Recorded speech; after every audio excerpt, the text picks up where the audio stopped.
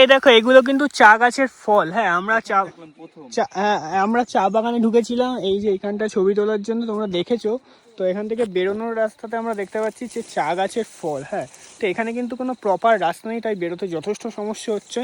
আমি বলবো এখানে এত সুন্দর একটা ফটো জোন রয়েছে, তো এখানে একটা রাস্তা করে দিতে। যেমন ধরো এই সামনেটা যদি যাও তাহলে দেখতে পাবে একটা রাস্তা রয়েছে, কিন্তু এইখান থেকে আসার কোনো রাস্তা নেই। দেখো এটাকে রাস্তা বলে, এটাকে তো রাস্তা বলে না, গাছ ফাছ বেরিয়ে রয়েছে, এটা রাস্তা না। তা এখানে যোগ টোক যদি থাকে তো পায়ে টায়ে লেগে যেতে পারে, ঠিক আছে। এবার আমরা দুটো ইয়ং ছেলে, আমরা আলাদা বিষয়, কিন্তু বয়স্ক যদি কেউ থেকে থাকে তো তারা এখানে তো আসতে পারবে না, তাদের তো এখানে আসতে সমস্যা, তারা ওই ফটো জোনে গিয়ে কোনো ফটো তুলতেই পারবে না। তা সেই জন্য এখানে একটা রাস্তা তৈরি করে দিলে ভালো হয়।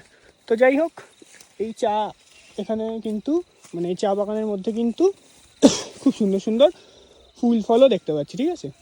আর সামনের ভিউটা দেখো কত সুন্দর। তো চলো বন্ধুরা এখন হোটেলে যাই, হোটেলে গিয়ে বাকি কথা হবে। টাটা।